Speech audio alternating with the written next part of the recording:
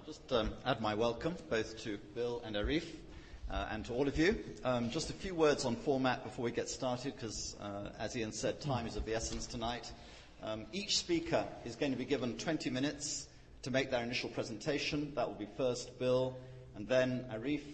Bill, I think, is going to use this PowerPoint presentations to help his presentation, but I hope you've all got something from both of them in front of you as an outline of some of their arguments.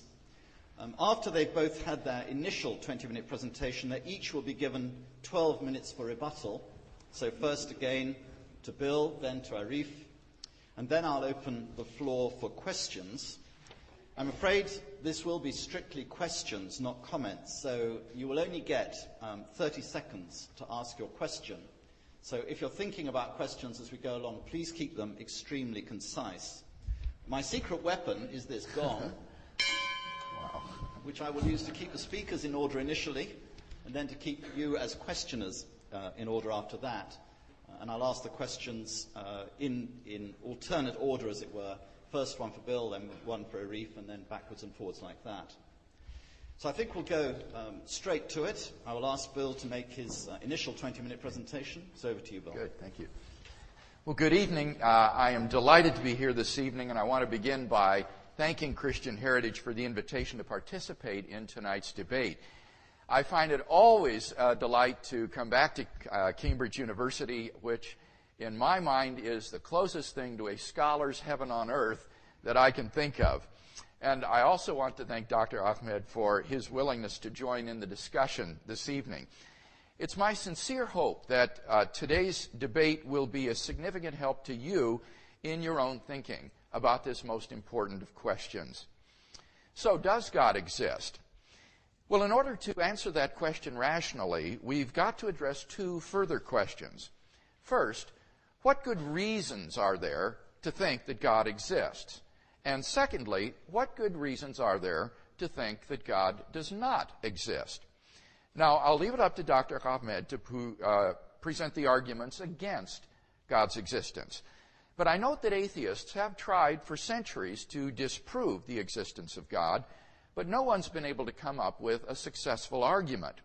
So rather than attack straw men at this point, I'll just wait to hear Dr. Ahmed's answer to the following question.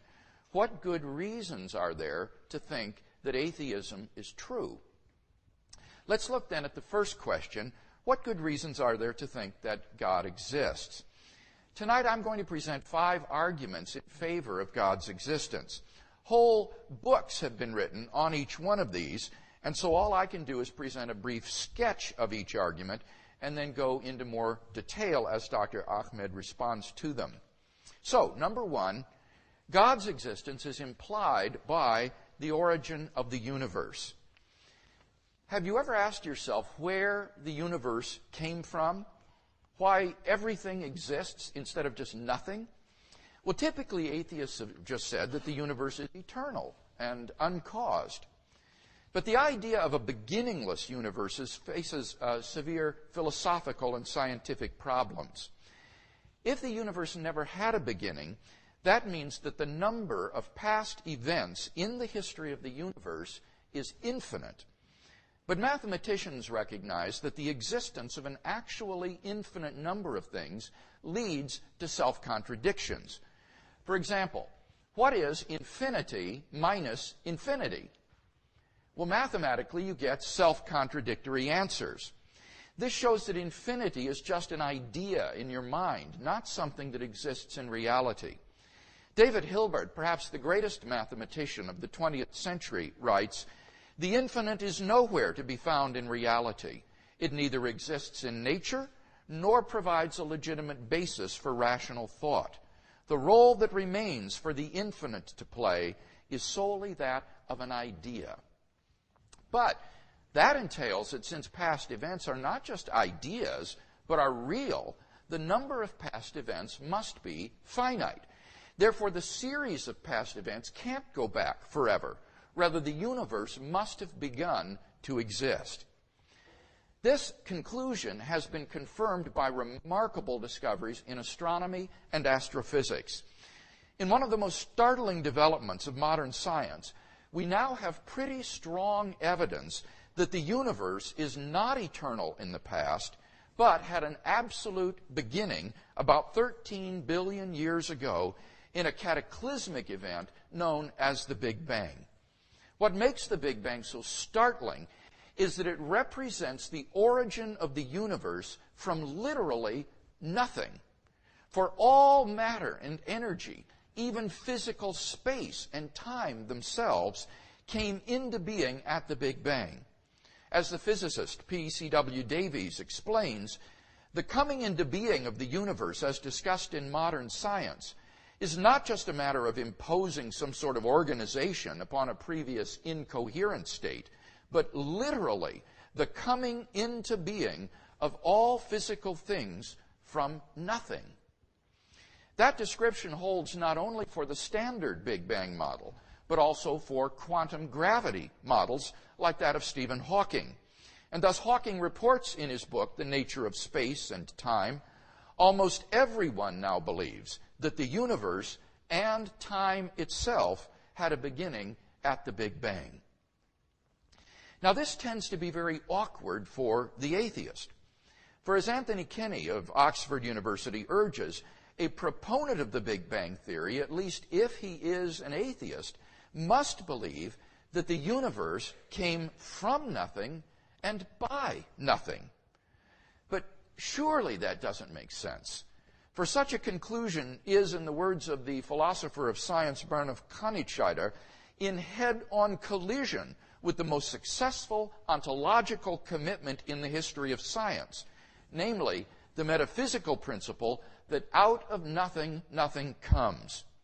So, why does the universe exist rather than just nothing? Where did it come from? There must have been a cause which brought the universe into being. Now, we can summarize our argument thus far as follows. 1, everything that comes into being has a cause. And 2, the universe came into being. From this, it follows logically that 3, therefore, the universe has a cause. Now, as the cause of space and time, this being must be an uncaused, timeless, spaceless, immaterial being of unfathomable power. Moreover, I would argue it must be personal as well. Why? Let me give 2 reasons. First of all, this cause must be greater than the universe. Think of the universe, all of space and time. So the cause of the universe must be beyond space and time. Therefore, it cannot be physical or material. Now, there are only 2 kinds of things that fit that description. Either abstract objects, like numbers, or else an intelligent mind. But abstract objects can't cause anything. Therefore, it follows that the cause of the universe is a transcendent personal mind. Second reason, how else could a timeless cause give rise to a temporal effect, like the universe? If the cause were an impersonal set of necessary and sufficient conditions, then the cause could never exist without its effect. If the cause were permanently present, then the effect would be permanently present as well. The only way for the cause to be timeless and the effect to begin in time is for the cause to be a personal agent who freely chooses to create an effect in time without any prior determining conditions. And thus we're brought not merely to a transcendent cause of the universe, but to its personal creator. Number 2, the fine-tuning of the universe for intelligent life points to a designer of the cosmos. In recent decades, scientists have been stunned by the discovery that the initial conditions of the Big Bang were fine-tuned for the existence of intelligent life with a precision and delicacy that literally defy human comprehension. This fine-tuning is of 2 sorts. First, when the laws of nature are expressed as mathematical equations, you find appearing in them certain constants, like the gravitational constant. These constants are not determined by the laws of nature. Rather, the laws of nature are consistent with a wide range of values for these constants. Secondly, in addition to these constants, there are certain arbitrary quantities, which are just put in as initial conditions on which the laws of nature operate. For example, the amount of entropy, or the balance between matter and antimatter in the early universe. Now, all of these constants and quantities fall into an extraordinarily narrow range of life-permitting values. Were these constants or quantities to be altered by even a hair's breadth, the life-permitting balance would be destroyed and life would not exist. For example, if the atomic weak force, or the force of gravity, were altered by as little as 1 part out of 10 to the 100th power, the universe would not have been life-permitting. Now, there are only 3 possible explanations of this extraordinary fine-tuning. The fine-tuning of the universe is due to either physical necessity, chance, or design. Now, it can't be due to physical necessity because, as we've seen, the constants and quantities are independent of the laws of nature. So, could the fine-tuning be due to chance? Well, the problem with this alternative is that the odds against the fine-tunings occurring by accident are so incomprehensibly great that they cannot be reasonably faced. Perhaps an illustration would help. If we imagine the range of possible values for the constants and quantities upon which our existence depends to be as wide as the entire known universe, then the range of life-permitting values is about 2.5 centimeters wide by comparison. The probability that all of the constants and quantities would fall by chance alone into the narrow life-permitting range is vanishingly small. We now know that life-prohibiting universes are vastly more probable than any life-permitting universe like ours. So if the universe were a product of chance, the odds are overwhelming that the universe should be life-prohibiting. Hence, 2, the fine-tuning is not due to either physical necessity or chance, but logically that implies 3, therefore it is due to design. Thus, the fine-tuning of the universe implies the existence of a designer of the cosmos. Number 3, objective moral values are plausibly grounded in God. If God does not exist, then objective moral values do not exist. By objective moral values, I mean values which are valid and binding, whether anybody believes in them or not. Many theists and atheists agree that if God does not exist, then moral values are not objective in this way. For example, Michael Ruse, a noted philosopher of science, explains, the problem, or the position of the modern evolutionist, is that morality is a biological adaptation, no less than our hands and feet and teeth. Considered as a rationally justifiable set of claims about an objective something, ethics is illusory. I appreciate that when somebody says, love thy neighbor as thyself, they think they are referring above and beyond themselves. Nevertheless, such reference is truly without foundation. Morality is just an aid to survival and reproduction, and any deeper meaning is illusory. Friedrich Nietzsche, the great 19th century atheist who proclaimed the death of God, understood that the death of God meant the destruction of all meaning and value in life. I think that Friedrich Nietzsche was right. But we've got to be very careful here. The question here is not, must we believe in God in order to live moral lives? I'm not claiming that we must. Nor is the question, can we recognize objective moral values without believing in God? I think that we can. Rather, the question is, if God does not exist, do objective moral values exist?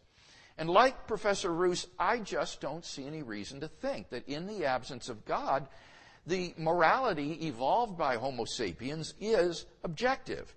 On the atheistic view, some actions, say rape, may not be socially advantageous, and so in the course of human development has become taboo. But that does absolutely nothing to prove that rape is really wrong. On the atheistic view, there's nothing really wrong with your raping someone. Thus, if God does not exist, objective moral values do not exist. But the problem is that objective values do exist, and deep down, I think we all know it. There's no more reason to deny the objective reality of moral values than the objective reality of the physical world. Actions like rape, cruelty, and child abuse aren't just socially unacceptable behavior. They're moral abominations. Some things, at least, are really wrong. Michael Roos himself admits the man who says that it is morally acceptable to rape little children is just as mistaken as the man who says 2 + 2 = 5. Similarly, love, equality, and self-sacrifice are really good. Hence, I think we all know, too, objective values do exist. But then it follows logically and inescapably that 3, therefore, God exists. Number 4, the historical facts concerning the life, death, and resurrection of Jesus. The historical person, Jesus of Nazareth, was a remarkable individual. New Testament critics have reached something of a consensus that the historical Jesus came on the scene with an unprecedented sense of divine authority, the authority to stand and speak in God's place. He claimed that in himself the kingdom of God had come. And as visible demonstrations of this fact, he carried out a ministry of miracle working and exorcisms. But the supreme confirmation of his claim was his resurrection from the dead. If Jesus really did rise from the dead, then it would seem that we have a divine miracle on our hands, and thus evidence for the existence of God. Now, most people would probably think that the resurrection of Jesus is something you just take by faith or deny. But actually, I believe there are 3 established facts which are recognized by the majority of New Testament historians today, which are best explained by the resurrection of Jesus. Fact number 1, on the Sunday following his crucifixion, Jesus' tomb was found empty by a group of his women followers. According to Jakob Kramer, an Austrian specialist in the historical study of Jesus, by far most scholars hold firmly to the reliability of the biblical statements concerning the empty tomb. Fact number 2, on separate occasions, different individuals and groups of people saw appearances of Jesus alive after his death. According to the prominent New Testament critic Gerhard Lüdemann, it may be taken as historically certain that the disciples had experiences after Jesus' death in which Jesus appeared to them as the risen Christ. These appearances were witnessed not only by believers, but also by skeptics, unbelievers, and even enemies. Finally, fact number 3, the original disciples suddenly came to believe in the resurrection of Jesus despite every predisposition to the contrary. You see, Jews had no belief in a dying, much less rising, Messiah. And Jewish beliefs about the afterlife prohibited anyone's rising from the dead prior to the general resurrection at the end of the world. Nevertheless, the original disciples came to believe so strongly that God had raised Jesus from the dead that they were willing to die for the truth of that belief. N.T. Wright, an eminent British New Testament scholar, concludes, that is why, as an historian, I cannot explain the rise of early Christianity unless Jesus rose again, leaving an empty tomb behind him. Attempts to explain away these 3 great facts, like the disciples stole the body or Jesus wasn't really dead, have been universally rejected by contemporary scholarship. The simple fact is that there just is no plausible naturalistic explanation of these facts. And therefore, it seems to me, the Christian is amply justified in believing that Jesus rose from the dead and was who he claimed to be. But that entails that God exists. And thus we have a good inductive argument for the existence of God based on the resurrection of Jesus. Number 1, there are 3 established facts about Jesus: the discovery of his empty tomb, his post-mortem appearances, and the origin of the disciples' belief in his resurrection. 2, the hypothesis God raised Jesus from the dead is the best explanation of these facts. 3, the hypothesis God raised Jesus from the dead entails that God exists. 4, therefore, God exists. Finally, number 5, you can experience God personally. This isn't really an argument for God's existence. Rather, it's the claim that you can know that God exists wholly apart from arguments, simply by immediately experiencing Him. This was the way people in the Bible knew God. As Professor John Hick explains, God was known to them as a dynamic will interacting with their own wills, a sheer given reality, as inescapably to be reckoned with as destructive storm or life-giving sunshine. To them, God was not an idea adopted by the mind, but an experienced reality which gave significance to their lives. Now, if this is the case, then there's a real danger that arguments for God's existence could actually distract you from God Himself. If you're sincerely seeking God, then God will make His existence evident to you. The Bible promises, draw near to God, and He will draw near to you. We mustn't so concentrate on the external proofs that we fail to hear the inner voice of God speaking to our own hearts. For those who listen, God becomes an immediate reality in their lives. In conclusion, then, we've seen 5 reasons to think that God exists. If Arif wants us to believe atheism instead, then he must first tear down all 5 of the reasons that I've presented, and then in their place erect a case of his own to prove that atheism is true. Unless and until he does that, I think that belief in God is the more plausible worldview.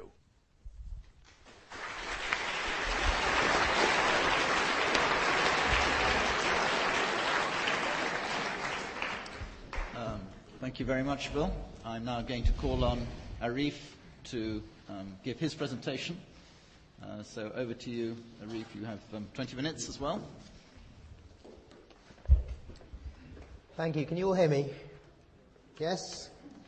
And has everybody got a handout? Anybody hasn't? Are there any spare ones?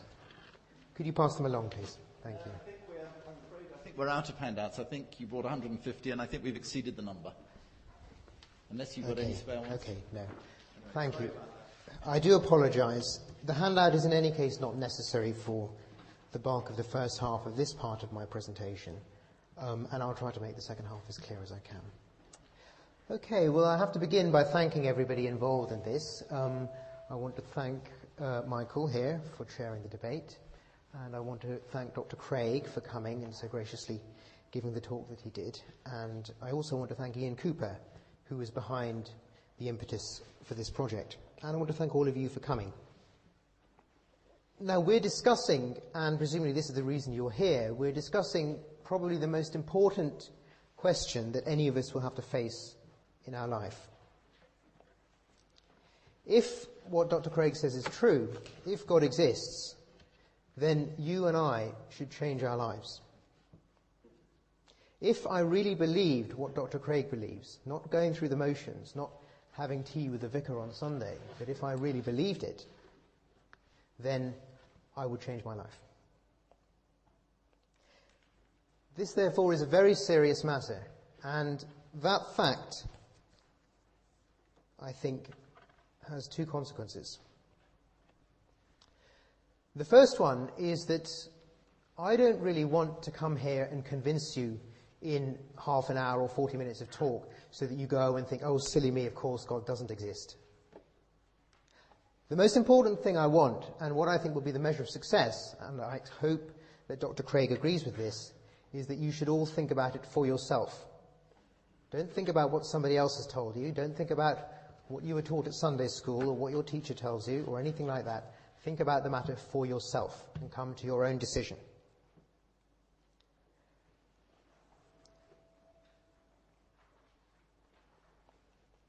The second consequence is, given the importance of the matter we're discussing, I want to hear serious arguments. I want to hear reasons for believing in God. I honestly believe, and I honestly believe this could be said of most of you today, that if I actually heard good reasons for believing in God's existence, then I would change my mind about it.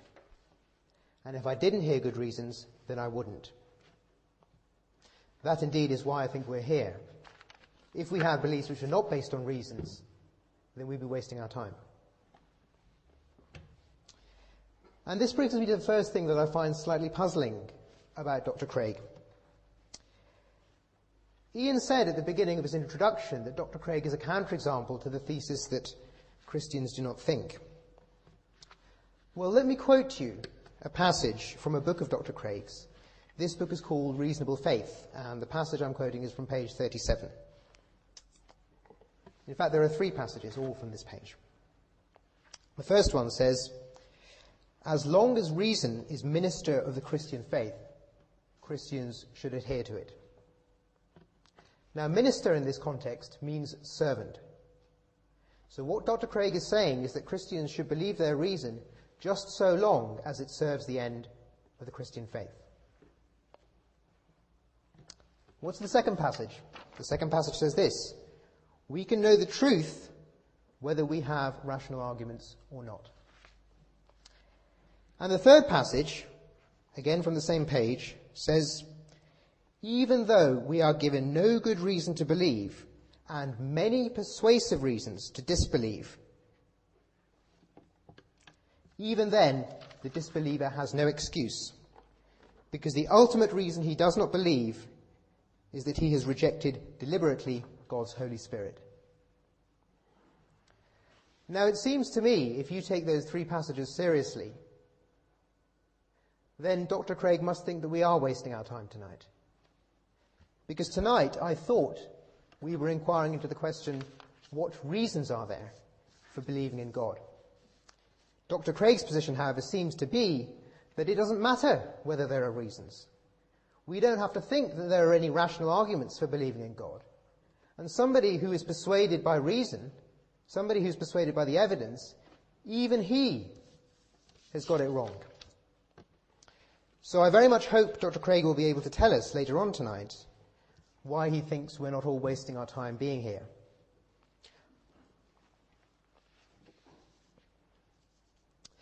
Now, I started off by saying that this is a very serious matter, and if what Dr. Craig says is true, then I'm going to change my life. And what that means is that I need to hear serious arguments. This is not an academic word game.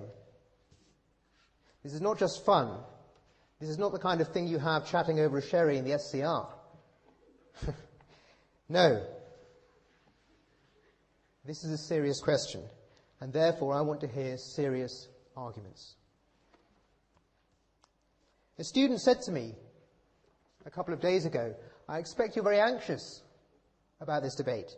And I said, "Why? Why should I be anxious?" And she said, "Well, you know, Dr. Craig will probably have some very strong arguments." And I thought, well, I'm not anxious about that at all. I actually want to hear the strongest arguments he's got. I want to hear the very strongest arguments there are for believing in God. It matters that much to me. So what are these strong, serious arguments? What are these arguments for changing my life? Well, the first one, I've written some of these down. So the first one, Dr. Craig told us that the universe must have had a beginning because there can be no actual infinite. And there can't be an actual infinite because if you take infinity minus infinity, you get a contradiction. Now, as I said, I'm not here to play meaningless word games, and I'm afraid that that is a meaningless word game. It's perfectly true that as far as what are called cardinal numbers are understood, the notion of minus and plus isn't well defined. That doesn't mean the notion of infinity is contradictory. It certainly doesn't mean the universe had to have a beginning. It's very easy to refute this part of Dr. Craig's position. It could be true that before every event that took place, there was another one. That makes perfectly good sense. And if it were true, there's no first event. There's nothing for God to cause. Let me repeat that. Every event follows another one. I hope Dr. Craig can tell us later on tonight which of those 5 words he doesn't understand. But then he tells us modern physics confirms that the universe had a cause. Again, this is simply a misleading distortion. Some physicists, it's true, many I expect, think that time itself began about 15 billion years ago. Does that mean that there was some time before the universe began, when the cause of the universe, this person, was hanging around waiting to bring it about? No, it doesn't. All that it means is that at every time the universe existed, and there was no time before the universe existed. There was no time in which God could have acted. But let's suppose he's right about that. He's not, but let's suppose that he is. Does this mean that this being, or this cause of the universe, was a person? No, of course it doesn't. Dr. Craig gives two arguments for thinking it was a person. The first one is that it can't be physical, and the only non-physical things he knows of are abstract objects in human minds. It can't be an abstract object, therefore it was a human mind. Now, this is based on a philosophical view that was popular in the 17th century, known as Cartesian dualism, which is the view that human minds are not physical objects and are not dependent in some sense on physical processes. I hesitate to appeal to authority, but given the brevity of time that I have, I will have to, and say that the naivety of this view today is very well documented and needs no further comment from me.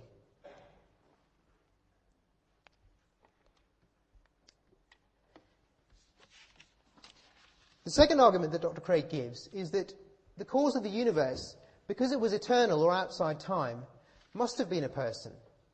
If it wasn't, if it was a physical or, non-personal thing, how could it be just hanging around waiting to cause things? Well, it seems to me that all the persons and person-like things I know act in time. I've certainly never come across a physical thing that is outside of time, but I've never come across a person either that is outside of time.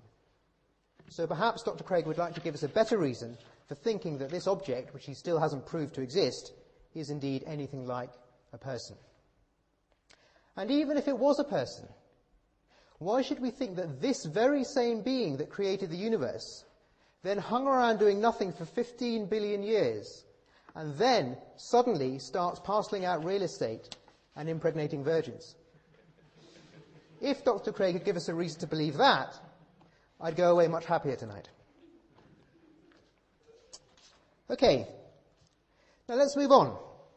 Dr. Craig tells us that it's incredibly unlikely that these physical constants, which he says determine the beginning of the universe, permit life.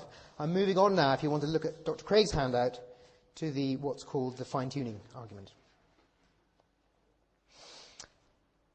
But what I want to know in answer to that question is where on earth he gets these probabilities from. Where on earth the idea comes from that it's incredibly unlikely that we should live in a life-permitting universe. Imagine somebody tossing a coin and it lands heads. And I say, wow, that's amazing. It must have been fixed. It was incredibly unlikely to land heads. Now, that's absurd. You say, why? And I say, well, there's millions of things it could have done. It could have landed on its side. It could have gone up into space and never come back. It could have turned into an elephant. It could have just vanished. There's millions of things it could have done, so it's millions and millions to one that it landed heads. Now, that would be really stupid. But what I'm saying is that I've plucked the probabilities out of thin air in that case, and I say Dr. Craig has plucked these probabilities out of thin air in this case.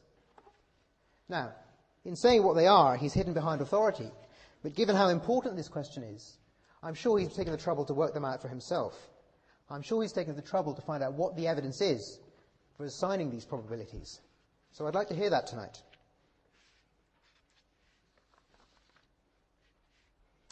Then we have the argument for moral objectivity. I'll come back to this in the next round and hopefully in the questions, but I will briefly discuss it now. Dr. Craig tells us that we need God if there are to be objective moral values. Now, there's two things I want to say about that very briefly. The first thing is that if there are any objective moral values, I know that murdering innocent people is wrong. I know that laying siege to a town and slaughtering all its inhabitants is wrong. That's why I think Srebrenica was wrong. If moral objective values come from the God that Dr. Craig believes in, then that's right. Just look in the book of Joshua. What does he say? Kill everybody except the whore who lives in that town and protected by messengers. So it looks like, if we do think objective moral values come from God, it looks like we should say Srebrenica was all right. In any case, what reason is there for thinking there are objective moral values? There must be a good argument for this. After all, there are no objective aesthetic values, quite plausibly, so Dr. Craig must give us an argument for saying there are objective moral ones. What is the argument? Well, it was striking, so I wrote it down. He said, there are objective moral values because deep down we know there are. That's it. That's the argument. Now, that may pass for an argument in Talbot Theological College. It may indeed pass for an argument in the White House. But, but this is Cambridge, and it doesn't pass for an argument here.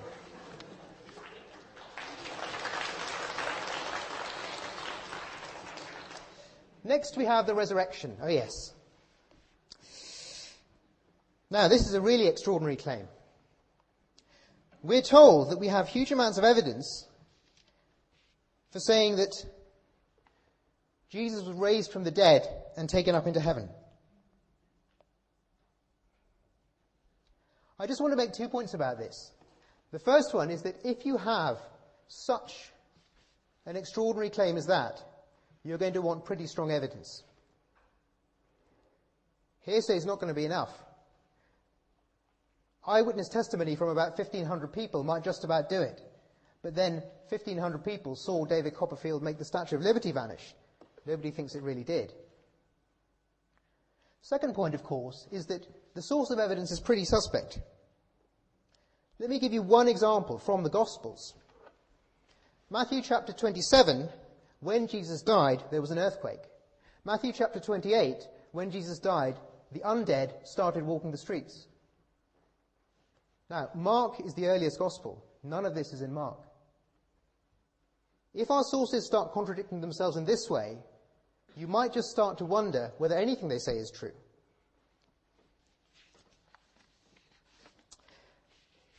Now, the last argument Dr. Craig gives, he actually admits is not an argument at all. This is the argument, so-called argument, from experience. I'll just give an analogy for that. Suppose that you saw a donkey appearing on stage right here, okay? Well, that would be rather strange, but you might say, okay, well, maybe there's a donkey. But now suppose that the person next to you said, oh no, it isn't a donkey, it's a pig. And suppose there are lots of other people in the corner who said, no, it's a horse. And so suppose there's a whole lot of people over here who said they saw nothing at all. Now in that case, I think you would be pretty sensible to doubt your experience. You would be pretty sensible to think, well, actually, maybe I'm wrong. Maybe I'm not really seeing a donkey. But now this is the position with so-called religious experience. With religious experience, you have a large number of groups of people, all of whom claim to have experience, and all of whom claim to have experience of different truths. Surely the right thing to say then is, maybe it's not a donkey. Maybe I'm wrong. Maybe I should see an optician. This is not what Dr. Craig is saying. Dr. Craig is saying it's definitely a donkey. So I want to ask him, and I hope he can tell us tonight, why is everybody else wrong? Why are all the Jews and the Muslims and the Sikhs and the Hindus and the atheists wrong for having different religious experiences for you? Of course, he admits this isn't an argument, so I won't press him too much to return to it. I turn now to my arguments for not believing in God. And as I say, I must apologize for the fact that there are more people than handouts. I basically have 3 arguments. The first one really depended on Dr. Craig, but he obliged, so that's fine. The argument was this. It was based on something that Berkeley said, George Berkeley, who was a bishop, as many of you will know. Berkeley said that if you don't have a reason to believe in something, that's a reason not to believe in it. We've got no reason to believe in the tooth fairy. We've got no reason to believe in leprechauns. We've got no reason to believe in Krishna or Allah. We've got no reason to believe in any of these supernatural things. And those are reasons not to believe in them. The same is true of the God that Dr. Craig believes in. So the feebleness of Dr. Craig's arguments is itself an argument in my favour. And I claim they are feeble. The second argument is very well known. It's the argument from evil, perhaps best presented in a 1980s book by the great philosopher, the excellent philosopher, John Mackey. This argument is very simple. It says that there are some things that are gratuitously harmful. There are some things that did harm and never did anyone any good at all. A favourite example of people, and one that I'm going to use, is the First World War. In the First World War, millions of young men, younger than me, younger than most of you, died agonising deaths from poison gas. I was unlucky enough once to breathe chlorine for a few seconds, and it was literally, it was a gut-wrenching experience. It was horrible. I can't begin to imagine what it must have been like to die from being gassed. Now, if God's benevolent, couldn't he have made their suffering just a little bit less? And if he's so powerful, couldn't he have made their suffering just a little bit less without making anybody else suffer in recompense? Well, he didn't. So either he couldn't or he wouldn't. If he couldn't, he's impotent, or at least not as powerful as the God Christians believe in. If he wouldn't, he's either stupid or wicked. It seems to me that any reasonable view of the history of the world would give us far better reason for thinking that Satan is in charge around these parts, not Jehovah. My final argument, then, is, in a sense, the opposite of Dr. Craig's argument concerning objectivity, moral objectivity. And this is the argument that genuine belief in God, not, as I said, tea with the vicar, but genuine belief in God, actually warps our moral views. It actually makes us think that things are right, which only a sick pervert would think is right. I gave you an example in the handout, which was this. The example was that in the Iran-Iraq war, children would be sent to walk across minefields by the Iranian government. And the mullahs who sent them would give them little plastic keys and say, you walk across the minefield, and if you get blown up, it'll be great, because these keys are the keys to paradise. It's not just Islam. Israel and Christians have done this too.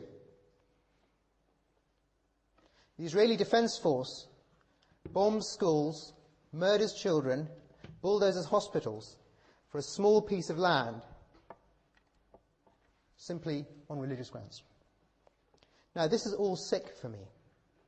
It's not just wrong, it's sick.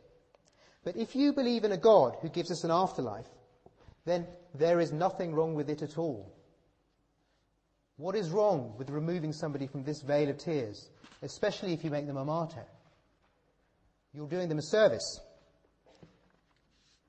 As I said on the handout, Harold Shipman, Fred West, Hitler, Stalin himself, they're no worse than somebody who fast-forwards through the video, through the trailers on the video, so you get to the film. Now, I don't think any of you actually believe that in your hearts. I think you agree with me. So it seems that I've run out of time. It seems that I've demolished all of Dr. Craig's arguments, unless he has something to say about that, which I'm sure he will. And I've given you 3 easy reasons not to believe in God. So thank you very much.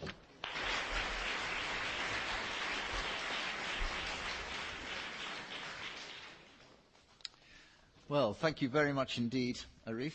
You've opened up an extremely lively debate. I'm extremely grateful to you for that.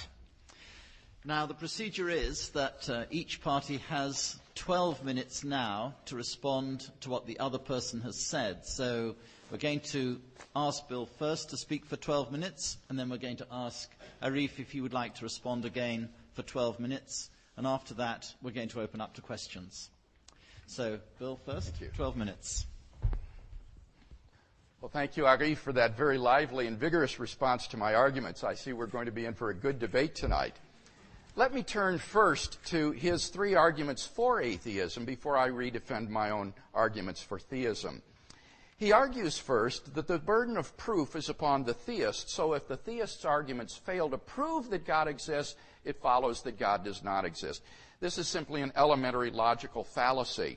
As Kai Nielsen, the atheist philosopher, points out in his book Reason and Practice, and I quote, "To show that an argument is invalid or unsound is not to show that the conclusion of the argument is false. All the proofs of God's existence may fail, but it may still be the case that God exists. In short, to show that the proofs do not work is not enough by itself. It may still be the case that God exists." So Dr. Ahmed needs to offer positive arguments if he's to support atheism. Otherwise, we're at worst left with simply agnosticism, which is not the disbelief in the existence of God that he's defending this evening. Second, what about the problem of gratuitous evil in the world? I think it's extremely important that we distinguish here between the emotional problem of evil and what I'll call the intellectual problem of evil. Certainly, the pain and suffering in the world are a tremendous emotional obstacle to belief in God. But that doesn't mean that this is a good intellectual argument against God's existence. However difficult emotionally suffering in the world might make it to believe in God, I'm convinced that it is not ultimately a good objection to God's existence. First of all, this argument from evil depends upon the assumption that we have no good reasons to think that God exists. But atheists recognize that if you have good reasons to think that God exists, then you have good reasons to think that the suffering in the world is not, in fact, pointless. So evil is a problem only for a person who has no good reason to believe in God. But I've given 5 reasons why I think God exists, and therefore I don't think the argument from evil can even get off the ground if those are good arguments. But suppose I'm wrong and that we have no good reason to think that God exists. Will the argument against God from evil still go through? Well, I don't think so. You see, the premise that pointless suffering exists or gratuitous evil exists is extremely controversial. We are simply not in a good position to make these kind of inductive probability judgments. As William Alston, the prominent philosopher of the University of Syracuse, points out, there are cognitive limitations on us which make it impossible in principle for us to say that of some evil that enters our life or that we observe that God has no morally sufficient reason for permitting this. Take just one example, our limitations in time and space. God sees the end of history from the beginning and achieves his purposes through the actions of human free creatures. And it may well be the case that God has to put up with a multitude of natural and moral evils along the way in order to arrive at his ultimate purposes. And therefore, we are simply incapable, limited as we are in our limited framework, of saying with any kind of confidence that God does not have a morally sufficient reason for permitting this or that evil. Alston concludes it is in principle impossible for us to be justified in supposing that God does not have sufficient reasons for permitting evil. But moreover, the premise that he assumes that if God exists, pointless suffering does not exist is also controversial. Maybe only in a world containing pointless suffering would the maximum number of people come to freely know God and his salvation and find eternal life. You see, the reason we tend to think that God would prevent pointless suffering is because we tend to think that if God exists, his purpose for us in life is to be happy in this life. But on the Christian view, that is simply false. We are not God's pets, and the purpose of life is not happiness in this life. Rather, it is to find the knowledge of God which will ultimately lead to human fulfillment and eternal life. And it may well be the case that many evils in the world, like the First World War, are ultimately gratuitous with respect to producing human happiness in this life. But that doesn't prove that they are gratuitous with respect to producing God's overall goal of bringing the maximum number of people freely into a love relationship with himself and ultimately into eternal life. The atheist would have to show that there is a world that is feasible for God in which less suffering exists, but a greater amount of people come to know him and find eternal life than the actual world. And that is sheer speculation. Finally, I want to point out that evil itself actually proves that God exists. The argument would go like this. If God does not exist, objective moral values do not exist. He admitted that point in his first speech. Secondly, evil exists. He admitted that in his first speech. It follows from that objective moral values exist. That is, some things are really evil. Therefore, it follows that God exists. So far from actually disproving God's existence, evil actually ultimately proves that God exists, because in the absence of God, evil as such would not exist. Finally, he suggests that belief in God leads to perverted moral values. Now, the irony about this is that he can't make that judgment because he doesn't believe objective moral values exist. He cannot condemn these things or say that they are sick or perverse, because on an atheistic view, there are no objective moral values. Whatever anyone decides to do, whether it's in a society or culture of Islam or Christianity or whatever, all things are permitted. So I don't think he can even make these sorts of moral judgments on the basis of his atheistic philosophy. In any case, human perversity in misusing religion in no way proves that God doesn't exist. It would just prove that human beings perversely use religion for their own evil purposes. It's not at all a disproof of God's existence. So I think these arguments for atheism are far from compelling. Now, what about my arguments for theism? Let's look at the first one, based on the origin of the universe. He accused me of playing a word game with infinity. He said minus is not well defined with regard to infinite transfinite numbers. This is no word game, my friends. The reason it's not well defined is because subtraction leads to self-contradictions. But if you have an infinite number of things in reality, say an infinite number of coins or marbles, then you can perform subtraction with them. You can slap the hand of the mathematician who tries to subtract transfinite numbers, but you can't stop people from subtracting coins or marbles if they exist. And that's why people like David Hilbert says the actual infinite doesn't exist in reality, and that implies necessarily that there cannot be an infinite number of past events. With respect to the Big Bang, he said, well, there was no time before the Big Bang. That's exactly right. That was my point.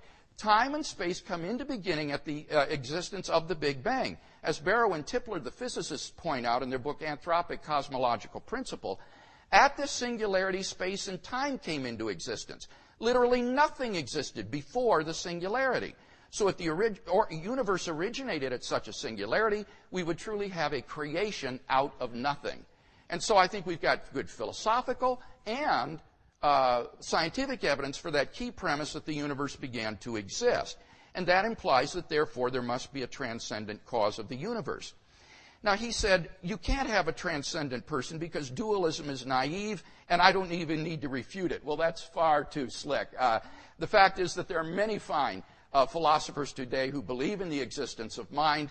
Just to name a couple, Karl Popper and Sir John Eccles, one of the greatest philosophers of science of the 20th century and a Nobel Prize-winning neurologist, in their book, The Mind and Its Brain, defend interactionism, dualism.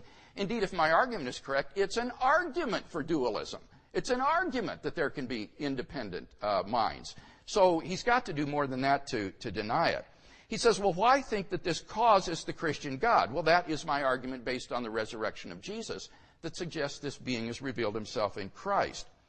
So I think this first argument goes unrefuted. Both of the premises are unrefuted in the case tonight.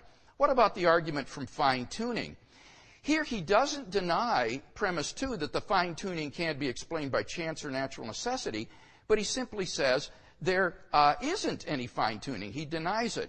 Well, here I want to quote simply from Martin Rees, who is of the Institute of Astronomy here in Cambridge and the Astronomer Royal of Great Britain. He says, the laws governing our universe appear to be finely tuned for our existence. Everywhere you look, there are yet more examples. Wherever physicists look, they see examples of fine-tuning. You can't escape this argument by trying to deny that fine-tuning exists. I gave specific examples, and these probabilities are calculated by calculating the range of values that are possible with the life-permitting range. And as I say, it's fantastically improbable that they would all fall in the life-permitting range.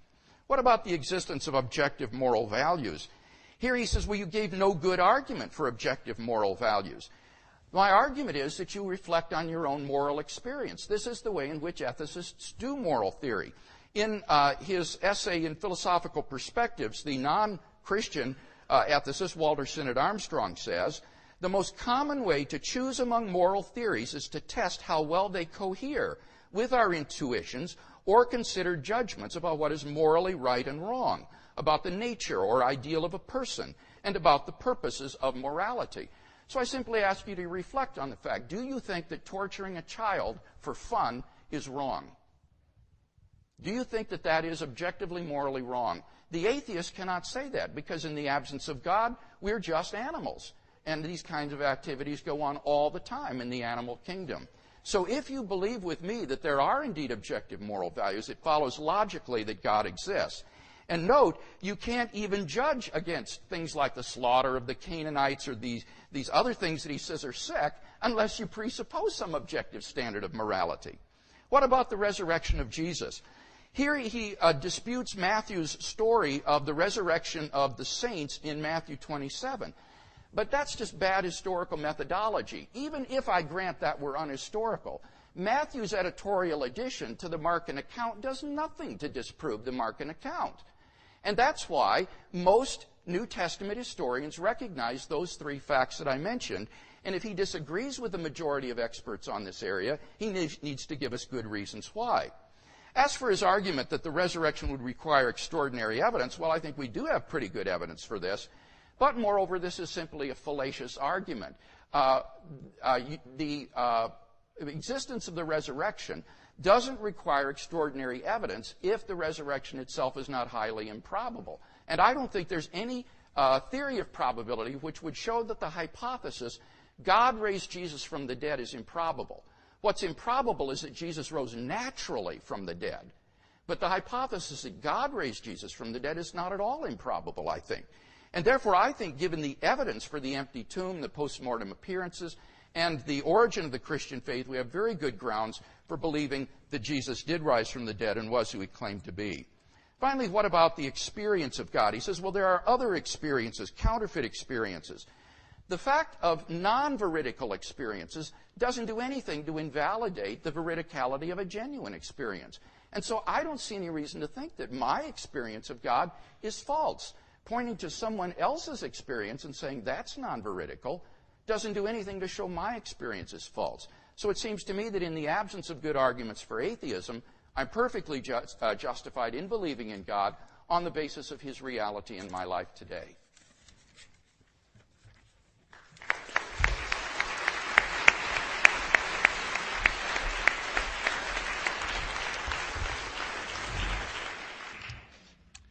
Thank you, Bill. And we're going to turn now back to Arif to have his second round of 12 minutes to respond to that. So over to you, Arif. Thank you very much. Can you all hear me? Yes, thank you.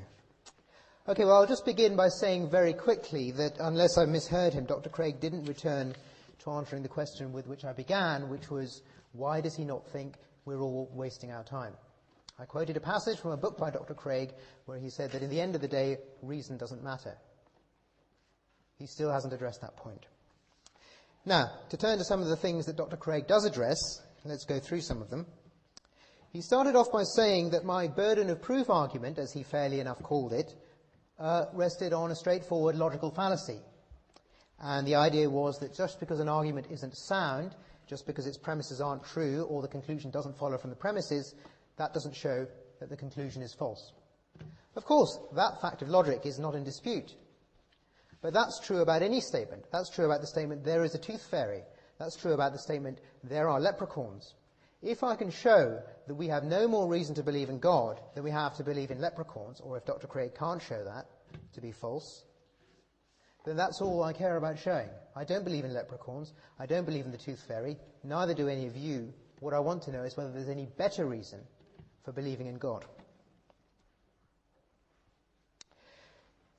The second point, and this comes to the argument from evil, as I put it, Dr. Craig raised the objection, and this strikes me as slightly strange, but Dr. Craig did raise the objection that we can never actually know whether the harm that happened was good or evil. We can never actually know whether what happened in the First World War, for example, was at the end of the day the best thing. Now just think for a minute what this means. As I said, this is not an academic parlor game. It's very easy, especially for academics, who, unless they try, have very little exposure to the real world. It's very easy to lose sight of the distinction between opening your mouth and saying something as part of a game and actually meaning it. What Dr. Craig is telling us is that the Holocaust, for example, is something of which we can't say whether it was for the best. For all we know, we should suspend judgment as to whether the Nazi Holocaust was at the end of the day for the best. Now, I hope you want to think about that before you start saying something like that. Okay, the next point was that supposedly God couldn't adjust these things because they're so intricately bound to their effects. The idea was that God, if he were to change certain events which involved harm, that would redound to certain other events, and at the end of the day, people wouldn't have the experiences or the values that he thinks they should have. The example that he gives is the idea that if you do believe that there are some goods outside of this life, as well as goods in this life,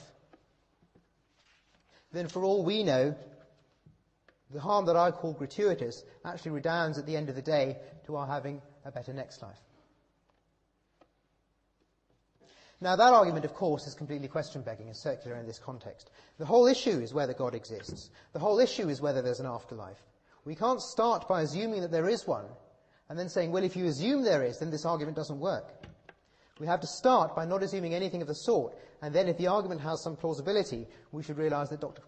Craig's conclusions accordingly have less plausibility. I move on now to the argument I gave concerning the idea that religious belief would warp our moral values. And here Dr. Craig believes he's caught me in a bind because he says that, well, I said I don't believe in objective moral values, so how can I say, for example, that sending Iranian children across a minefield is objectively wrong? I needn't say anything of the sort. As far as this argument goes, all I need to say is the following. Even if I didn't believe in objective moral values, what I do know is this. If there are objective moral values, they aren't ones that are going to make something like that right. So if God exists, those things are objectively right. Therefore, God doesn't exist. Okay. Now let me turn to the cosmological arguments, as they're called. These are arguments concerning the beginning of the universe. I'll just start by saying again, I asked Dr. Craig, I issued a challenge to him to tell me which of those 5 words, every event followed another one, which of those 5 words he didn't understand. I'm still waiting for an answer because I haven't heard where the contradiction is in that. Indeed, anybody who knows anything about transfinite arithmetic will know that the notion of minus and plus is indeed defined perfectly well and in a natural way for numbers that are called ordinals, even though it's not defined for numbers that are called cardinals. But I can excuse Dr. Craig for not understanding this because his training is not in mathematics. Okay, now, the next argument was that this is concerning my claim that there's no reason to think the creator of the universe was a person. Dr. Craig quotes Popper and Eccles as people who are dualists and says that it's rather slick of me to say that dualism is obviously a naive view. Well, of course, it may be true that Popper and Eccles don't believe in the materialism that I find attractive, for example. Nevertheless, it's also true that Popper and Eccles, being scientifically minded, believe that whatever human minds are, they are dependent upon, even if not identical with, physical matter. That claim is enough, I claim, to say that Dr. Craig still hasn't given us any reason to think that whatever it was that created the universe, this non-physical entity, was anything like a human mind. Okay, we come now to the teleological or fine-tuning argument. This is the argument which, if you recall, is that it's incredibly unlikely that we should be living in a life-permitting universe. And I'd just like to say a little bit about this. Dr. Craig, again, resorted to 2 tactics. One of them was appeal to authority. The other one was appeal to metaphor. What I would like to know is whether there are any good empirical reasons whatever for assigning one probability rather than another to saying that the so-called fine-tuned constants have the value that they do. What did he say? Again, I wrote it down. He said that we work out the probability by considering the range of possibilities and then finding out the proportion of that range occupied by life-permitting universes. I can do that with a coin. There is a whole range of logical possibilities.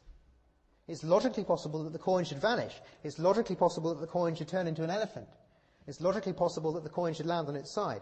I can make 10 million logically possible scenarios in which the coin doesn't land heads. So by Dr. Craig's argument, we should be just as amazed that coins land heads as we should be that the universe exists. Okay, I move on now to the issue concerning objective moral values. Really, this is very simple, and I don't see what the dispute is at all. There are 2 points here. The first point is that if there are objective moral values, it would be absurd to think that they're grounded in God. It would be absurd to think, whatever objective moral values are, that they are ones that make a variety of things right. Let's consider what these things are. Destruction of towns, rape, murder, the killing of people for the practice of homosexuality. If there are objective moral values, they aren't things that make those things right. And second, I can perfectly well say that it's as wrong as you like to rape children, or whatever other examples Dr. Craig gave, without thinking that they are in some sense objective. I can value things as much as I like, without thinking that they are in some magical or metaphysical sense objective. Those two claims come quite sharply apart, and Dr. Craig again is merely playing with our emotions by using particularly distasteful examples as he does.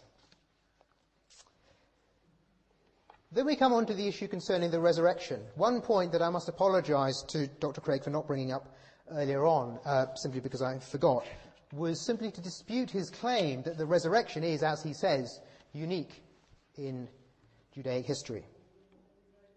The resurrection is no such thing. I'm not a biblical scholar, as is probably evident by now, but I can think off the top of my head of 2 examples of resurrection in the Old Testament. There's one of them, which is in the first book of Kings, chapter 17, when Elijah resurrects a child. And the other one is in the first book of Samuel, as I call it, the first book of Samuel, which is the famous Witch of Endor passage. So it seems to me to be false that resurrection occupies quite the unique place that Dr. Craig says it does. However, he also seemed not quite to grasp what I was saying about reasons for thinking that we should have extraordinary evidence for this. So I'll just try and make it a little bit more graphic. I read a newspaper on Sundays called The News of the World. It's my favourite newspaper. And in it, there's a column called Captain Cash. And what he does is people write into him with various claims. They say, oh, this has happened, can you send me some money, Captain Cash? So somebody might write saying, oh, Captain Cash, my blind, one-legged granny was mugged and they stole her crutches. Can you send me £100 for some more? And he'll write back saying yes. Usually he makes a pun, so he'll say, I'll stump up the cash or something like that. Yeah? That's why I like reading it. Well, what sometimes happens is that people send in requests which are absurd. And usually when they send in absurd requests, they end up asking for more money as well. And when that happens, of course, Captain Cash gets a little bit suspicious. Usually you see you have to send in a police report and a photograph and so on. Once somebody sent in a letter saying, dear Captain Cash, my neighbour's a witch and she turned my car into a frog. Can you send me £1,000 for a new one? And now, in a case like that, it's no good just sending a photograph of a frog and an ugly woman with captions saying frog and car and neighbour on it, which is basically what this guy did. Captain Cash was obviously not impressed. He said to hop it or something like that. Now, imagine somebody wrote to Captain Cash and said, dear Captain Cash, a man was raised from the dead 2,000 years ago, and I need to tell everybody about it. Give me everything you've got. What do you think Captain Cash would say to that? Go to hell, that's what he'd say. This argument, of course, as we know, is due to Hume, and the argument that I've given is simply a slightly modern updating of Hume's argument. Now, finally, we get to the argument from experience. Dr. Craig actually came out and admitted, so I admire him for his honesty, he came out and admitted that all the religious experiences of the Jews, the Muslims, the Hindus, the Sikhs, the Buddhists, and the atheists, they're all wrong. All these people are wrong. So perhaps Dr. Craig could give us a reason, not something deep down, a reason for thinking that the vast majority of the world's population who have had religious experiences have got it wrong, and he's got it right. It's simply question-begging to say that these other experiences are non-veridical, these other experiences are false, so that doesn't cast any doubt on my experience. Just think of the donkey case. Isn't it sensible to say, in the donkey case, maybe I'm wrong, maybe I should change my mind? And it's not either as if different people have different experiences of the same thing. As I'm sure Dr. Craig would agree, Christians and Jews disagree fundamentally. Christians and Muslims disagree fundamentally. All three of them disagree fundamentally with Buddhists, for example. They have incompatible experiences. Only one of them can be true. And I think I've given you reason for saying that it's mine. Thanks very much.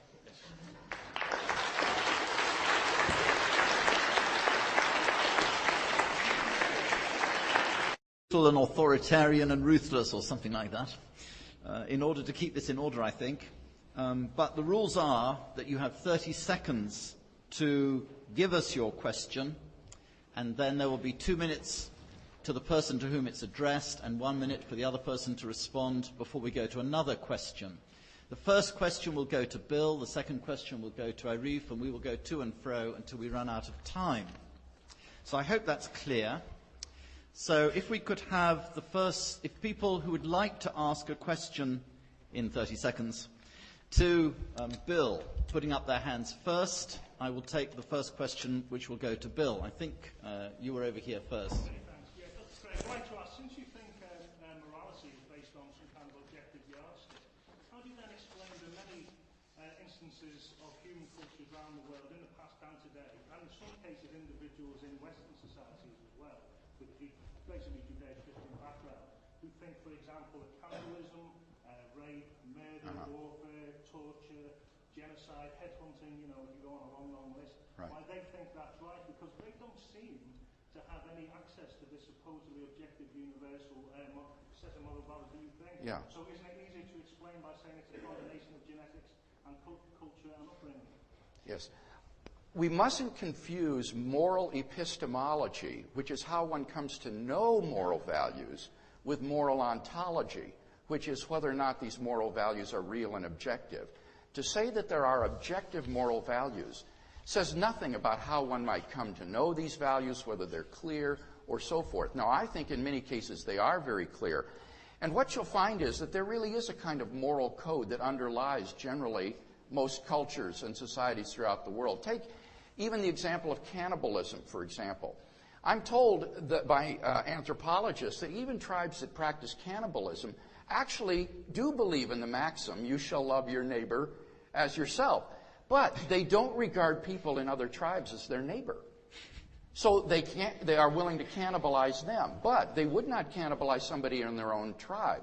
They have a fundamental common moral code, but it's differently interpreted and culturally conditioned. Similarly, other values may be underlying these, but they may have different cultural expressions. But in any case, the point is that on atheism, you see, none of these things can be objectively condemned or praised, because on atheism, we are completely lost in sociocultural relativism. We are just animals on the atheistic view, and animals are not moral agents. So when Nazi war criminals or terrorists or even Christians perpetrate atrocities, the atheist can no more condemn these than he can condemn a lion eating its young or a great white shark raping and copulating with a female. These kinds of actions like rape and murder go on all the time in the animal kingdom. But they're not considered rape and murder because they have no moral quality to them. And if we are in a world without God, we are just animals, and these have no moral quality for us either. Wow. I've been waiting to use that. Okay. Can we have now the first question? Sorry, you have a response. Thank you, yes. Please go ahead. Yes, thank you, because there are two things that I'd like to say about that. The first thing is that Dr. Craig's response to this very good question seems to imply that you could exculpate anybody at all of any crime. Let us take, for example, the Nazis. If the cannibals were all right and they actually obeyed the Ten Commandments on the grounds that they didn't consider other tribes their neighbors, then equally we could say that the Nazis did not disobey the commandment not to kill because they didn't regard Jews as human beings, which clearly they didn't. The second point I want to make is, of course, that there isn't the slightest reason to think that moral values get their objectivity from our obligations to God. Or if there is, then why not just say moral values get their objectivity from our obligations to each other? Thank you. That's all. Fine, thank you. I think we can then move on to the second question. This one needs to be addressed to Arif. Yes. Could you tell me what you know, what you believe, and what you opine? Could you just repeat the question, because I need to put it into the... Could you tell me what you know by the meaning of the categories, what you know, what you believe, and what you opine? Would you mind repeating the question as you understand Yes. it? It would help me, thank you. The question as I understood it was that I was being asked to distinguish between those things that I know, those things that I believe to be true, and those things that I opine. Yes? Okay, well, if I take the distinction between belief and opining simply to mean the distinction between beliefs that I hold firmly and beliefs that I hold tentatively, then I would say the things I know are the things for which I have empirical evidence, i.e. the testimony of my senses. The things that I believe are the things for which my senses give me some reasonable degree of believing them, plus various other things that I happen to believe which I recognize to be unreasonable, as Hume showed. The things that I opine are various matters of speculation. So I may opine that it's going to rain tomorrow, and I certainly opine that Australia will win the Ashes because I put a bit of money on it recently. But I hope those examples give you an answer to the kind of thing you want. If the question is, do I know, believe, or opine in the existence of God, if that's the question, then my answer is, I have as good reason for not believing in God's existence as I have for anything. Fine, thank you. I think this might be a good opportunity for me to respond to the point about the role of reason in knowing that God exists. I think what Dr. Ahmed did was really take my statements out of context in the book. What I'm defending there is what's been called a Holy Spirit epistemology, which says that on the basis of the witness of the Holy Spirit in one's heart, God gives you a veridical experience of himself, and that in the absence of some defeater of that, we are quite rational to accept that belief as true. Alvin Plantinga has defended this epistemology most eloquently in his book, Warranted Christian Belief. And Plantinga gives the illustration of someone who is accused of a crime that he knows he didn't commit, even though all the evidence is against him, so that others would convict him if he were in a court of law. Plantinga says, must that person believe in his own guilt on the basis of the evidence, even though he knows he didn't do it? Well, obviously not. His knowledge of his own innocence, it makes it rational for him to believe in his innocence despite the evidence. And my point was that given the way evidence shifts in history and different cultures and times, there may be times and places in history where the evidence turns against Christianity, but for a person who knows the Holy Spirit, that would be an overriding reason to believe. Fine. I think we lost the track of the time a tiny bit there, but probably only by about 10 or 15 seconds. We're on to the next question, which is going to be addressed to you again, Bill. All right. So I'm looking, I think, probably from this side of the room this time. There's another question this time for Bill. Yes.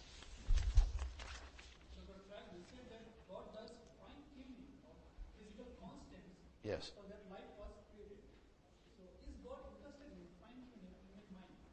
Is God interested what? Is God interested in doing the fine-tuning of human mind?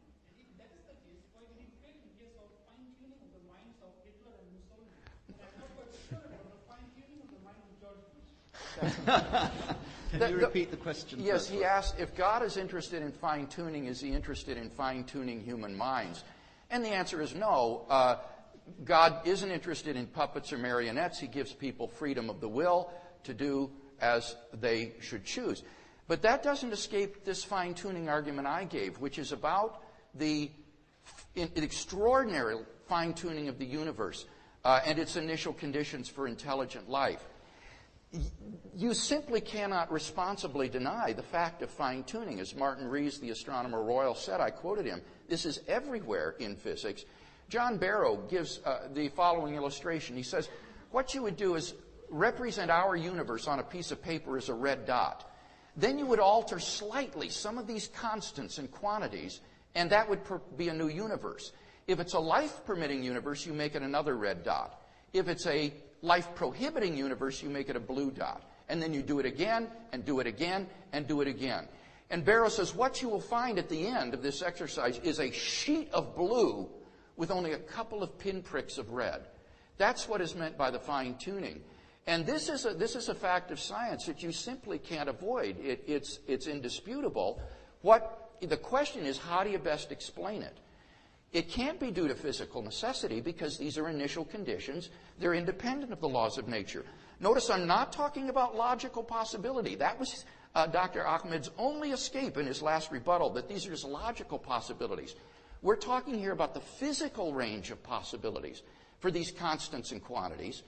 And then we're talking about the life-permitting range. And it's so extraordinary, this can't be explained either by natural necessity or by simple chance. So we're still left here without a good explanation from the atheist for the fine-tuning of the universe. I think the best explanation is the universe appears to be fine-tuned because it was. It was designed by an intelligent, transcendent designer. Fine, thank you. Can I have your response to that, please? Yes, Arif? thank you. Briefly, I'll say the following things. First of all, Dr. Craig, as we've seen, has yet again resorted to a metaphor. This time it was the metaphor of the little blue dots and the red dot on the piece of paper. I would like to see what that actually literally means. Typically, our evidence for saying that one thing is very unlikely or is very likely is through frequency on repeated trials. We haven't got any repeated trials, so why is it likely? The second point is that he says that I've made the mistake of appealing to logical rather than to physical probabilities, physical possibilities. And if you take all the physically possible universes, then you get a much larger range. Well, that just seems to me to be fallacious. A, I don't see any reason to think all of these universes are physically possible. There may be cosmological theories on which they're not. And B, even in my coin example, I could give you as many physically possible ways the coin could land as you like. It could land on its side at one angle, it could land on its side at a slightly different angle, or at yet another slightly different angle. All of these things are physically possible equilibria states for the coin, and yet there are millions of them. So Dr. Craig can't get me on that one. Thank you. So we're now on to the next question, which is going to be addressed to Arif. I can see somebody sitting here, and then I shall go to the back for my next group of questions. So can I ask you to ask yours? Thank you. Is there something that you believe that you're justified in believing in totality, for example, WLC is full? And if there is, or if you can think of something that you believe in more than that, everybody told you that you were wrong. Then would you defer judgment on that issue? Could you repeat the question again? Yes, the question as I understood it was, is there something which I believe that I know for certain, for example, that 2 + 2 = 4, and if it were the case that everybody who told me that I was wrong on that, would I change my mind? Okay, again, so was that not quite right? Yes. If you felt you could defer judgment on that, would you say that that was a non-human quality? Would you say that you would have to, it's not natural by more of a phenomenology to reject that? Yes, okay, thank you. Can you repeat that bit again? Yes, the question was whether my coming to a judgment on that or not would not be a human quality, yes. Okay, so there are 3 things I want to say to that. First of all, there are, of course, things that I know pretty much for certain as I can be. For example, that 2 + 2 = 4.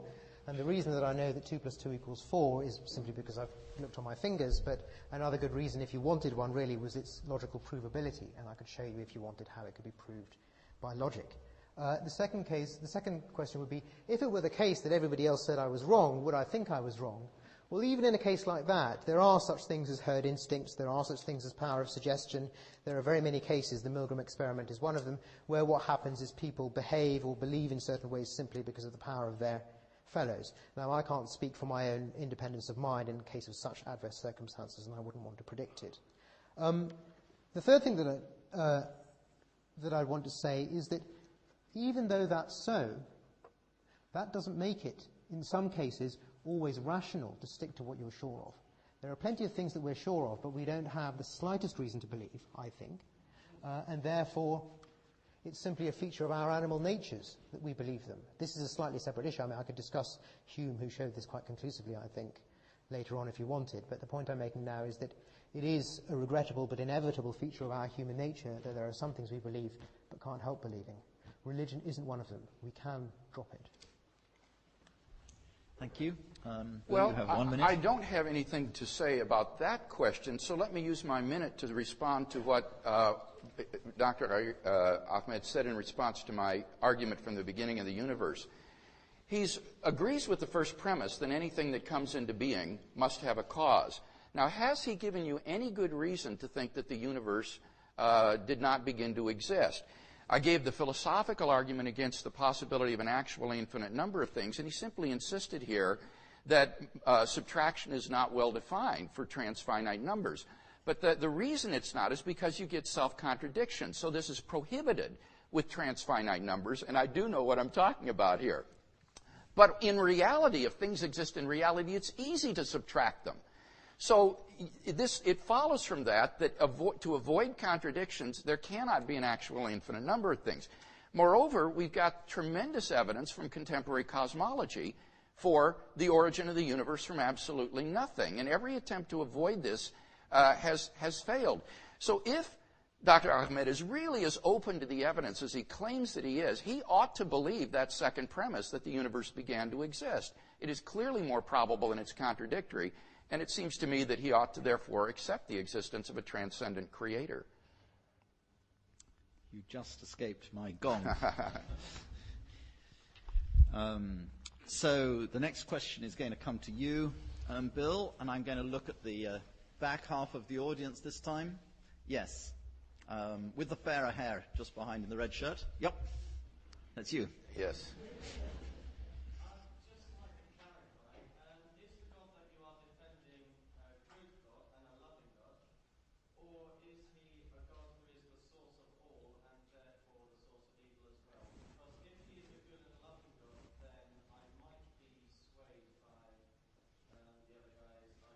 Mm-hmm. Mm-hmm.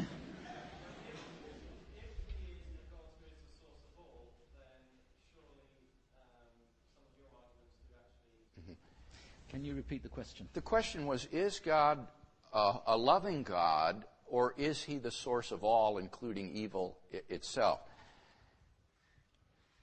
Certainly God is the source of everything that exists, but that doesn't mean that he is the creator of evil, because evil is not in itself a positive reality.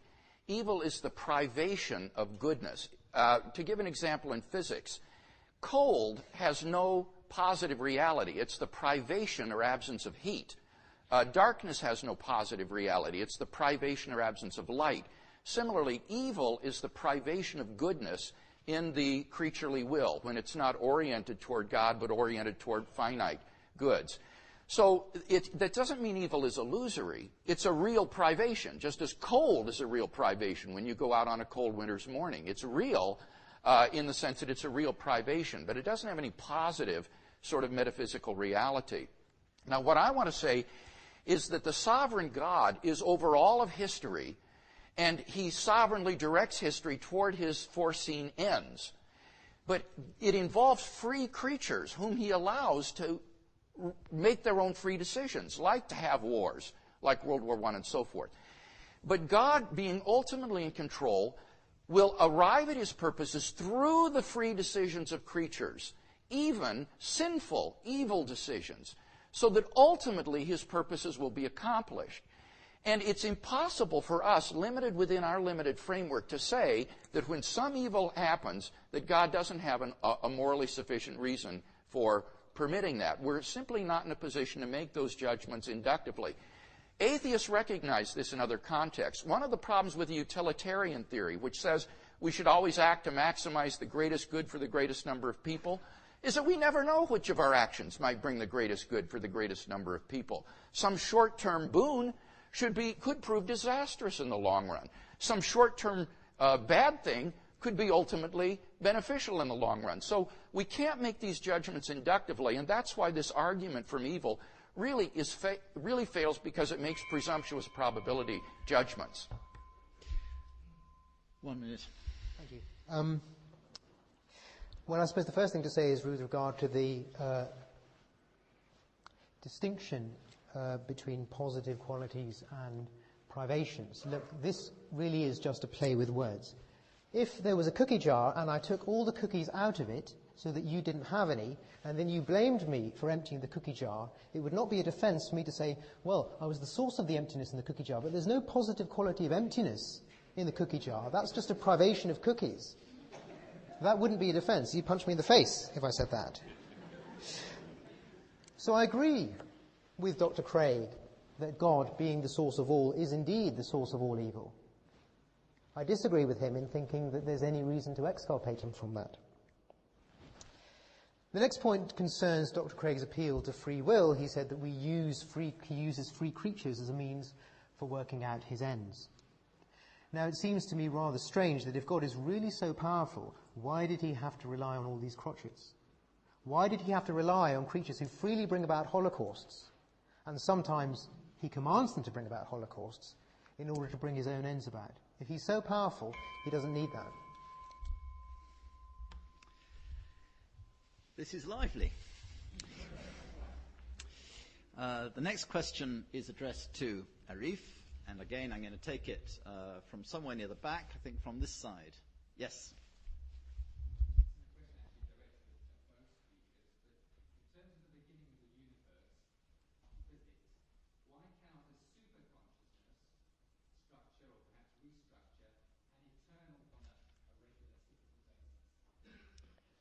Can you repeat the question again, please? Yes, the question was, what reason is there to think that the doctrine that the universe had no beginning is incompatible with the doctrine that the universe had a cause? Is that correct?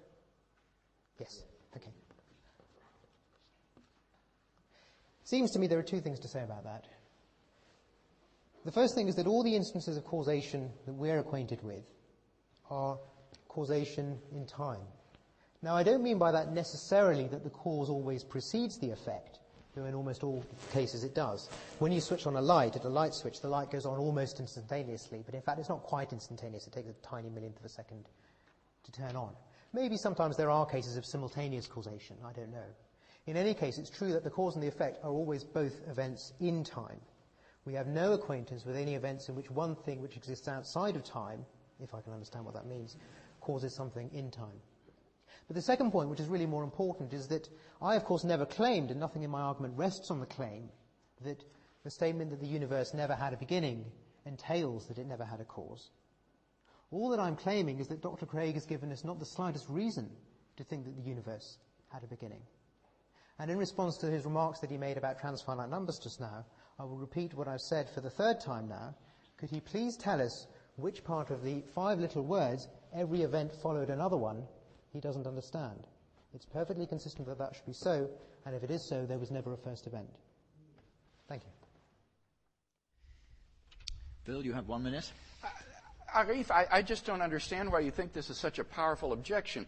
Every event follows another one. I would say that's simply a false statement, that there can be a first event which doesn't follow any prior event. In fact, that's what modern cosmology believes. Modern cosmology thinks that the Big Bang was not preceded by anything. So I'd like to know why in the world you think that principle is true. I don't see any reason to think that every event follows another one. It contradicts Big Bang cosmology, and we've got good reasons to think that there cannot be an actually infinite regressive event. So if you're really a sincere seeker after truth, I don't understand why you're so adamant in rejecting this second premise that the universe began to exist, which has both good philosophical and scientific evidence for it. Let me also address this question: why would God rely on these free creatures to achieve his ends? Because his ends are to bring free creatures into a loving relationship with himself. Sorry, for we'll have eternity. to finish that one later. All right. The next question, though, is coming to you, right at the back. Yes, that's you. I can imagine 1,000 years ago, you sitting here and making your argument from fine-tuning by saying, look in the sky during solar eclipse and Yeah. see the proof of the existence of God. Yeah. Now we have a scientific explanation for that. You say, look, when scientists see fine-tuning of physical constants,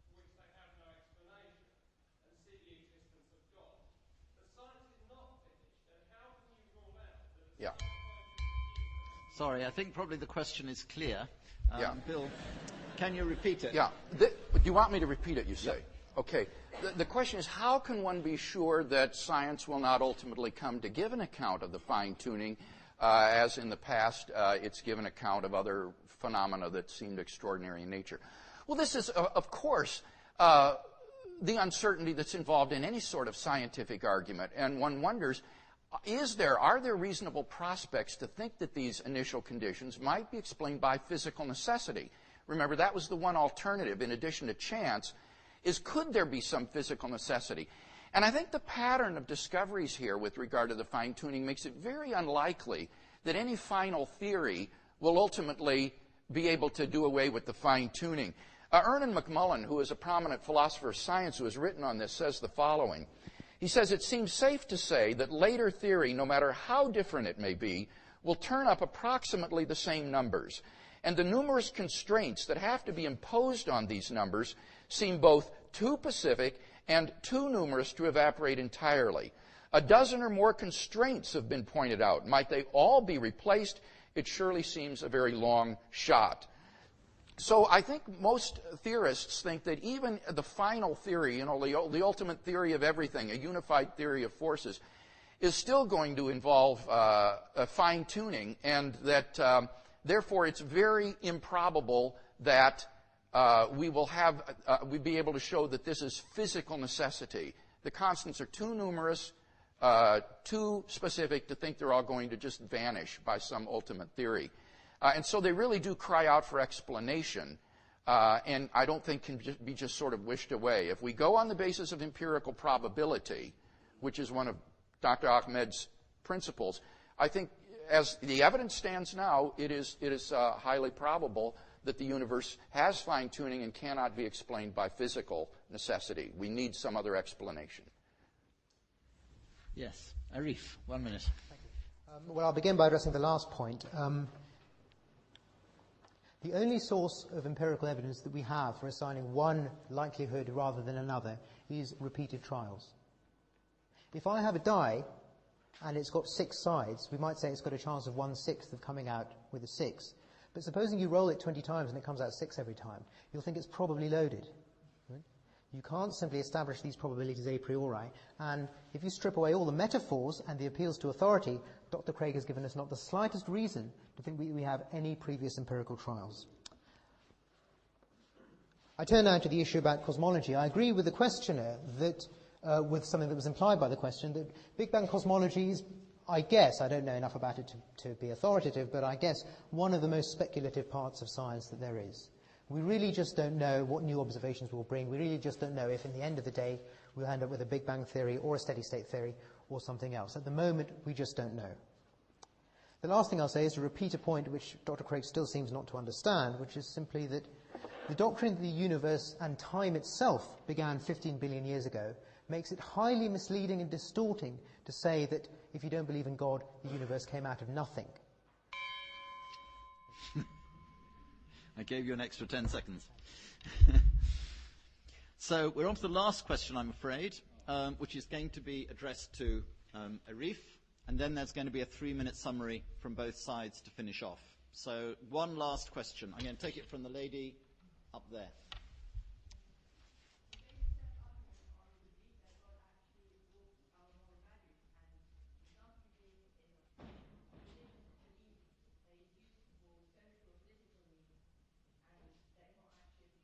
I'm sorry, could you repeat the question a little bit more slowly, please? Yes.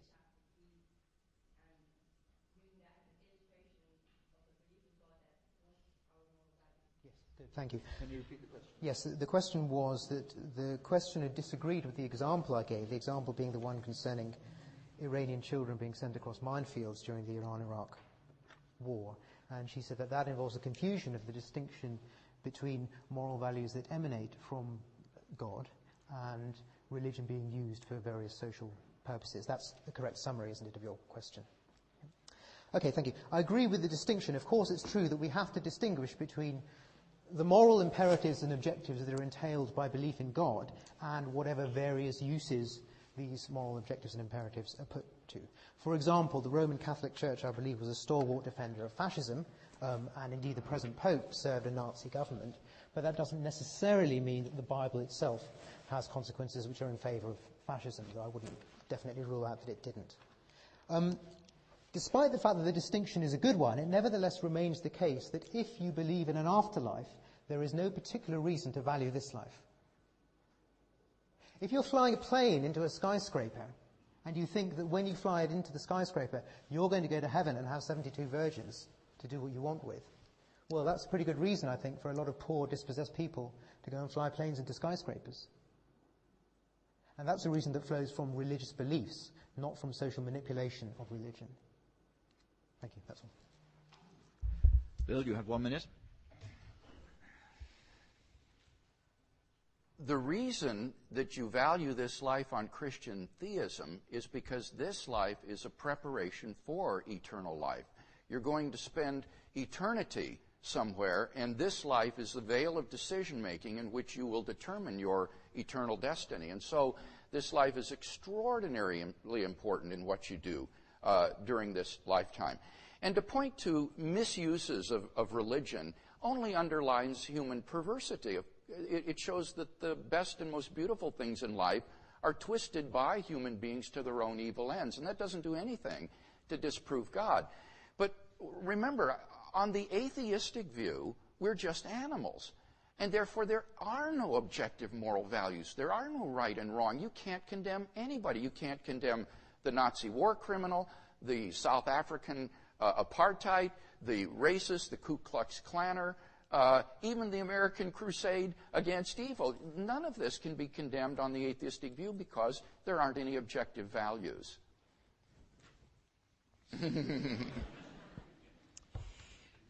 You just escaped. So now, we're going to have a summary. First, 3 minutes from Bill, then 3 minutes from Arif, and that's going to conclude the debate this evening. So, Bill, please take your 3 minutes. We'll time you from when you start at the lectern. All right. Well, I've enjoyed the debate tremendously tonight, and I hope that you have as well. In my final statement, I want to say something more about religious experience, because I myself wasn't raised in a Christian home or even a church-going family. But when I became a teenager, I began to ask what I call the big questions in life. What's the purpose of my existence? What is the meaning of life? And in the answer, in the search for answers, I began to attend a local church in our community. But instead of answers, all I found was a sort of social country club where the dues were $1 a week in the offering plate. And the other student who claimed to be Christians on Sunday lived for their real God the rest of the week, which was popularity. And that really bothered me because I thought, here I feel so spiritually empty inside, and yet I'm living externally a better life than these people are, and they claim to be Christians. They're all a bunch of hypocrites. And so I became very bitter toward the institutional church. And soon this attitude spread toward other people. I said, they're all hypocrites. They're all phonies. And I wanted nothing to do with them. I threw myself into my studies. I was on my way to becoming, frankly, a very alienated young man.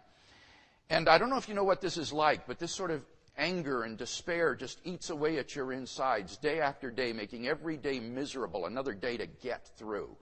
And I walked into my high school German class one day and sat down behind a girl who's one of these types, that's always so happy. It just makes you sick. And I tapped her on the shoulder, and she turned around, and I said to her, Sandy, what are you always so happy about anyway? And she said, well, Bill, it's because I know Jesus Christ is my personal Savior. And I said, well, I go to church. And she said, that's not enough, Bill. You've got to have him really living in your heart. And I said, well, what would you want to do a thing like that for? And she said, because he loves you, Bill. And that hit me like a ton of bricks, that the God of the universe would care about me and love me. That lit a fire within me. I began to read the New Testament. And as I did so, I was captivated by the person of Jesus of Nazareth. There was a ring of truth about his teachings and an authenticity about his life that I couldn't deny. Well, to make a long story short, after about 6 months of the most intense soul-searching, I realized the reason God seemed so unreal to me was because I was alienated from him through my own moral failure and sin. And at the end of those 6 months, I simply cried out to God and yielded my life to him. And as I did so, I felt this tremendous infusion of joy, like a balloon being blown up until it was ready to burst. I rushed outside. It was a warm evening. You could see the Milky Way from horizon to horizon. And I thought, God, I've come to know God. And God became a living reality for me in that moment, a reality that I've walked with now for year by year for over 30 years. And I believe this is a reality that anyone can find who will seek him with an open heart and an open mind. As we've looked at the arguments tonight, I think there are clearly good arguments for existence of God. And the arguments on the other side, I think, are not at all compelling. I find that Christian faith, Christian relationship with God meets not only the demands of my head, but also the demands of my heart.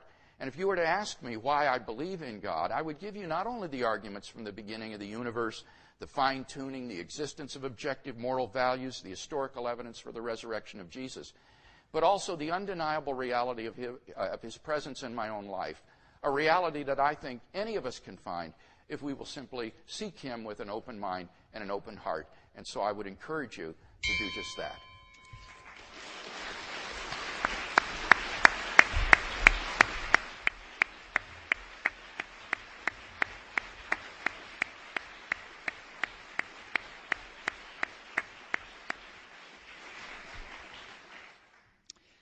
In the interest of fairness, Arif, you have 3 minutes and 20 seconds. Okay, thank you.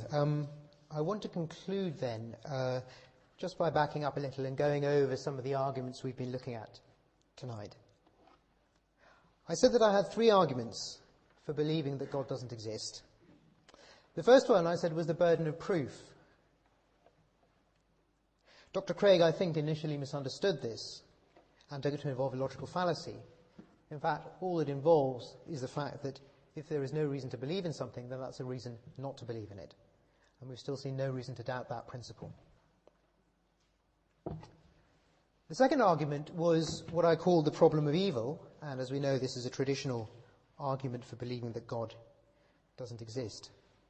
It seems to me that Dr. Craig's only defense, and this is one that he clung to, was that we just can't know at the end of the day what's going to be good and what's going to be bad, what's going to be best for us and what isn't. Now, there are 2 forms that view might take.